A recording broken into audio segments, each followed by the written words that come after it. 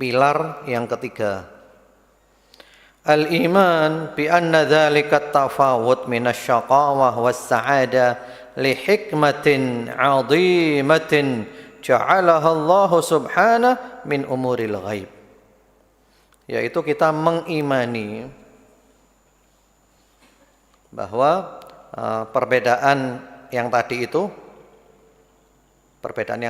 yaitu ada orang ahli bahagia, ahli surga, dan ada orang ahli sengsara, ahli neraka, itu pasti ada hikmahnya. Ya, pasti ada hikmah yang agung yang Allah jadikan termasuk perkara yang gaib. Ya, pasti ada hikmah yang agung yang Allah jadikan itu perkara yang gaib, tidak bisa dijangkau oleh indera dan akal semata. Yang mana dalam menyikapi hal-hal seperti ini kita tidak punya pilihan selain apa?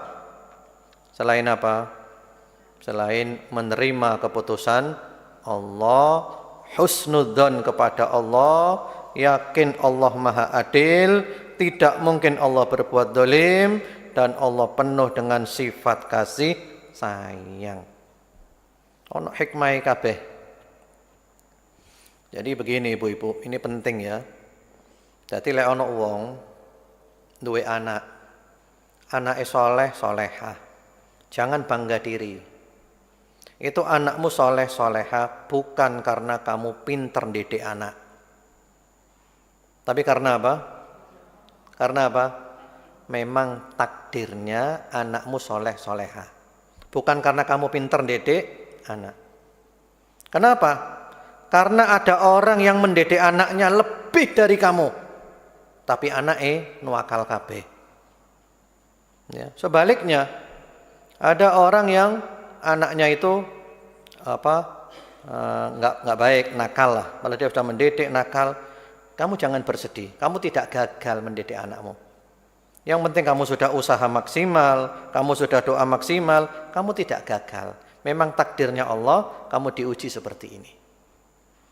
Jadi ini bukan masalah kamu pinter didik atau tidak bisa didik, bukan. Kan kadang ada kan orang itu anake piro, 7, hafid Quran kabeh, soleh-solehah kabeh, lalu orang-orang bilang pinter didik anaknya. Tidak. Ya, bukan pinter didik anaknya, bukan. Memang takdirnya Allah, kamu ditakdirkan punya anak kayak gitu, bersyukurlah kepada Allah. Kalau karena faktor kamu pinter didik anakmu, lebih banyak orang yang didik anaknya melebihi kamu. Tapi anaknya gak koyok ngono. Nyambung apa gak? Nyambung ya. Bahkan ada nabi anaknya kafir. Nabi siapa? Nabi Nuh. Apakah Nabi Nuh tidak mendidik anaknya? Mendidik. Tapi memang itulah takdirnya Allah. Dan di sana ada hikmah yang agung. Itu perkara gaib. Kita tidak ngerti hikmahnya apa. Yang jelas yang Allah minta itu adalah usaha kita, upaya kita, selesai. Hasil urusannya Allah. Yang salah itu adalah orang yang tidak mendidik anaknya. Akeh ibu-ibu, wong didik anake luar biasa tapi anake nakal-nakal. Ono meneh wong tuwa gak ndidik anake blas. Bahkan wong tuwae gak sembayang, gak salat, tapi anake soleh-solehah. Ada apa enggak seperti itu? Ada ibu-ibu.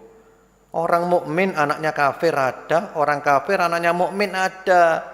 Ya itulah takdirnya Allah. Tapi ada hukum sebab akibat ya. Yang penting kita sudah berusaha, upaya, dan kita tidak berdosa. Kayak Nabi Nuh. Nabi Nuh itu anaknya kafir, tidak dosa dia. Karena apa? Dia sudah berusaha, berupaya. Kecuali kalau dia membiarkan anaknya sampai nakal, dia dosa. Nggak ada usaha. Lah contoh paling gampang itu di Quran ibu-ibu. Surat Al-Kahfi ayat 80. Kisah Nabi Musa dengan Nabi Khidir. Nabi Musa ketika ketemu Nabi Khidir, Nabi Musa angkat tangan, nggak mampu dengan ilmunya Nabi Khidir. Salah satunya adalah Nabi Khidir membunuh anak kecil. Anak kecil lucu-lucunya dibunuh. Nabi Musa marah, nggak benar ini. Ternyata Nabi Khidir diberitahu oleh Allah, kenapa kok membunuh anak kecil ini? Wa ammal ghulamu fakana abawahu mu'minaini fakhashina ayyurhiqahuma tughyana wa kufra. Adapun anak kecil yang aku bunuh itu, ayah bundanya adalah orang beriman. Dan aku diberitahu Allah, ini anak kalau gede bakal ganyang orang tuanya. Bahkan bisa menyebabkan orang tuanya jadi kafir. Dan Allah nyuruh aku membunuh anak ini. Karena Allah memberitahu aku, Allah akan mengganti dengan anak yang lebih baik. Ya, fa'aradna ayyubdilahuma rabbuhuma khairam minhu zakatan wa aqraba ruhma. Berarti di sini ada pelajaran ibu-ibu.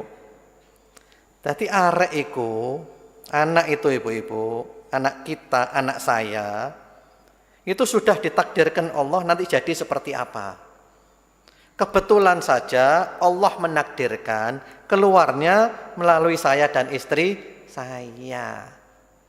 Adapun itu anak nanti jadinya kayak apa, itu urusannya Allah. Kewajiban saya hanya mendidik, mendoakan, mengusahakan, mengupayakan, hasilnya apa? Urusannya Gusti Allah. Jadi Allah milih saya sebagai apa? Sebagai salurannya saja untuk kelahirannya anak ini. Dan Allah memberi amanat ke saya untuk didik anak ini. Hasilnya apa? Wis onok kabeh ndek Gusti Allah. Contohnya iki lho. Iki arek si cilik. Nabi Khidir wis dikei ro, iki lek gede nakal, lek gede ganyang wong tuwae, lek gede iso ndadekno wong tuwae kafir. Ya. Nyambung apa ndak? Ya, seperti ini insyaallah membuat kita itu semakin tenang dalam mendidik anak-anak kita. Artinya apa? Lek engko anake dadi anak sing apik, ya bersyukur alhamdulillah. Lek tibane anake nakal, ya wis sabaro, takdire ngono. Ojo dipikiri terus. Karena kamu pikir sampai kepalamu pecah, enggak bisa.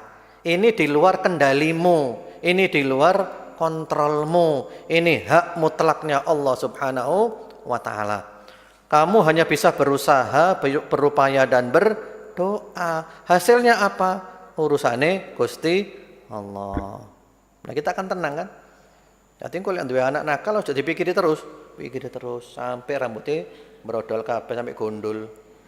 Ya percuma, karena faedahe. Yang penting kamu tetap berusaha, mengingatkan, mendoakan, nasihati terus, jangan putus asa.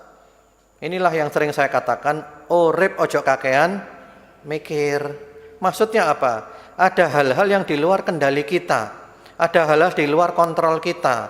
Hal-hal seperti itu jangan dipikiri gitu loh. Dipikir kalau faedahe. Itu di luar kendali dan kontrol kita. Ya, yang jelas ada hikmahnya karena Allah tidak mungkin menciptakan sesuatu tanpa hikmah. Surat Al-Mu'minun ayat nomor 115.